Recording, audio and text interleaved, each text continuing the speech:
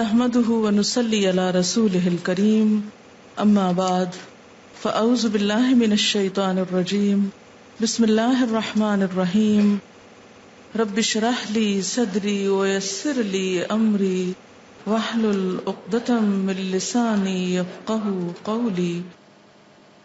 دعا کے آداب میں سے یہ بات آپ سب کو معلوم ہے کہ اگر دعا مانگنے سے پہلے اللہ کی تسبیح، حمد و ثنا، تعریف کی جائے تو یہ چیز اللہ تعالی کی رحمت کو جوش میں لانے کا ذریعہ بنتی ہے اور دعا کی قبولیت کا بھی۔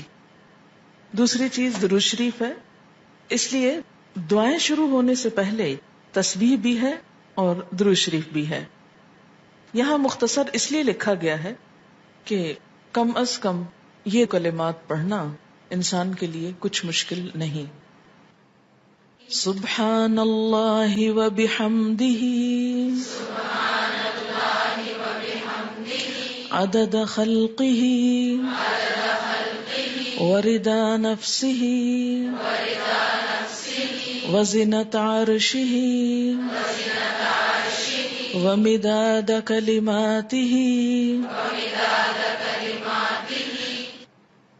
سبحان اللہ، پاک ہے اللہ، وبحمدہ، اور اس کی تعریف کے ساتھ، یعنی میں اس کی پاکی بیان کرتی ہوں، عدد خلقہ، اس کی مخلوق کی تعداد کے مطابق، کے برابر۔ عدد گنتی، تعداد، خلق بمعنی مخلوق، یعنی جتنی اس کی مخلوق ہے، اس کی جتنی تعداد ہے، جتنی اس کی کریشن ہے، ان سب کی تعداد کے برابر، گنتی کے برابر۔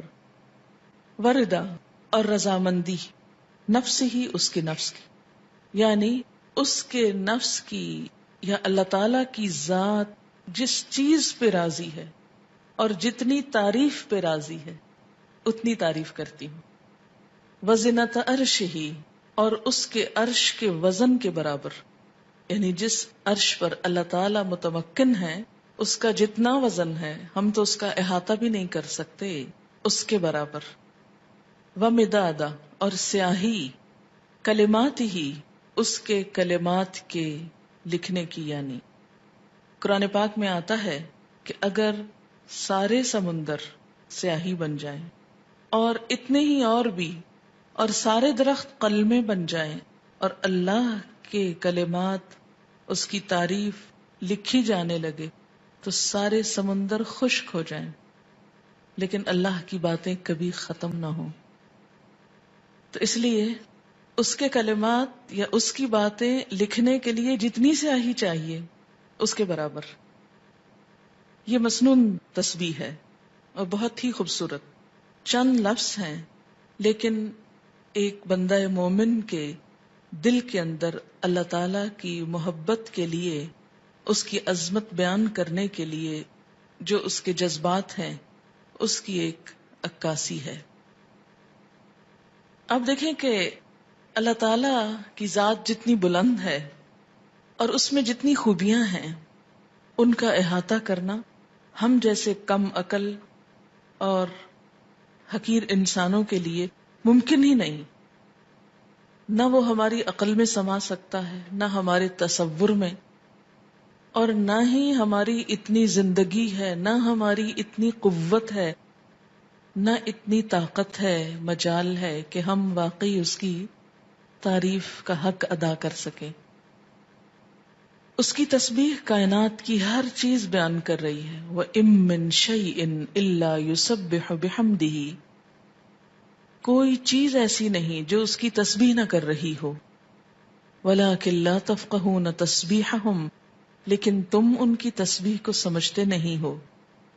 سَبَّحَ لِلَّهِ مَا فِي السَّمَاوَاتِ وَمَا فِي الْأَرْضِ، تسبیح کر رہی ہے اللہ کی ہر وہ چیز جو آسمانوں میں ہے، ہر وہ جو زمین میں ہے۔ جب ہر چیز اس کی تسبیح میں لگی ہوئی ہے تو میری زبان اس کی تسبیح سے خالی کیوں رہے؟ اگر میں نہیں کروں گی تو میری محرومی ہے۔ اللہ تعالیٰ کا تو کچھ بھی نقصان نہیں۔ بے شمار فرشتے صرف پیدا ہی اس لیے ہوئے ہیں کہ وہ اللہ کی تسبیح بیان کریں، اس کی تعریف بیان کریں. اس لیے تسبیح کرنا سراسر خود انسان کے اپنے فائدے کے لیے ہے. اس طرح انسان باقی کائنات کا ہم نوا ہو جاتا ہے.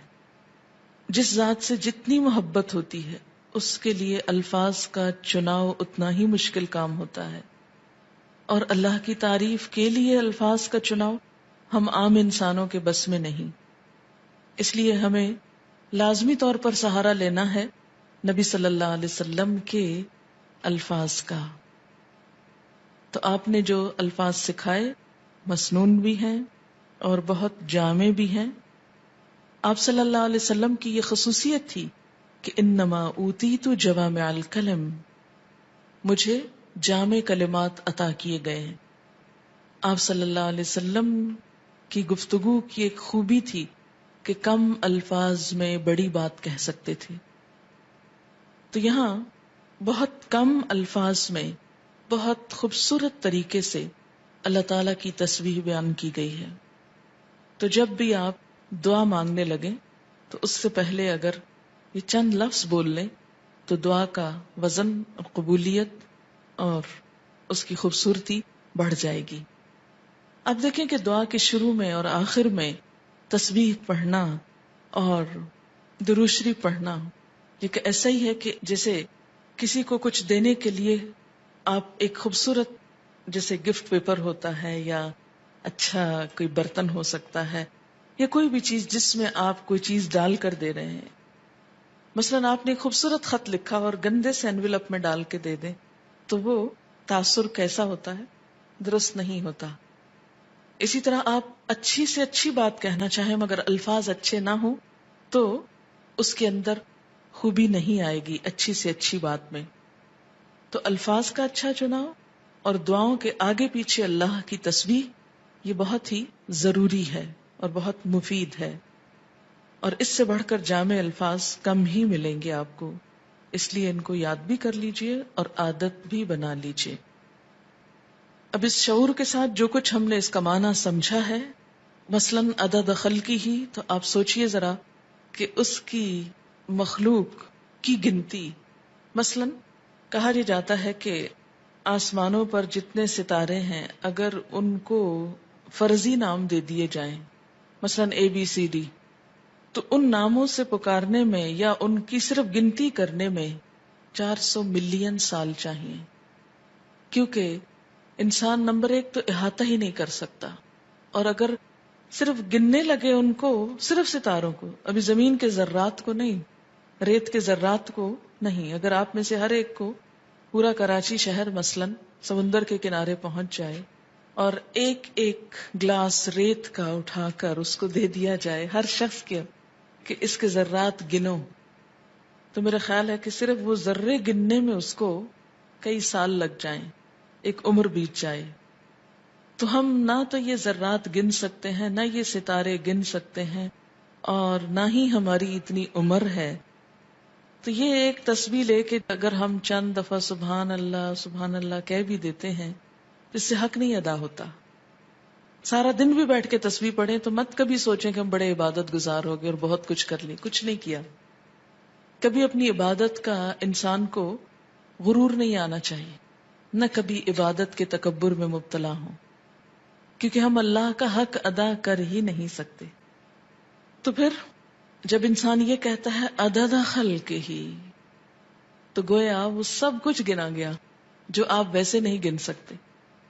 لیکن شرط یہ کہ دل سے کہیں عدد خلق ہی ورضا نفس ہی، اتنی تسبیح جس پہ وہ راضی ہو جائے، بس مجھے اس کو راضی کرنا ہے. میں جب تک تسبیح کروں گا جب تک وہ راضی ہو جائے، اس کی رضا کے برابر. وزنۃ عرش ہی، اور وزن میں اس کا عرش، اس سے وزنی کوئی چیز نہیں، اور اس کے کلمات لکھنے کی سیاہی کے برابر. وہ کتنی ہے اس کا احاطہ بھی ہم نہیں کر سکتے. اب آپ دیکھیں لیکوڈ بھی آ گیا اور ایبسٹریکٹ چیز بھی آ گئی اور ٹھوس چیز بھی آ گئی، یعنی ہر چیز کا ایک طرح سے احاطہ کیا گیا. اب اس تصور کے ساتھ تسبیح پڑھی سبحان اللہ وبحمدہ عدد خلقہ ورضا نفسہ وزنة عرشہ ومداد کلماتہ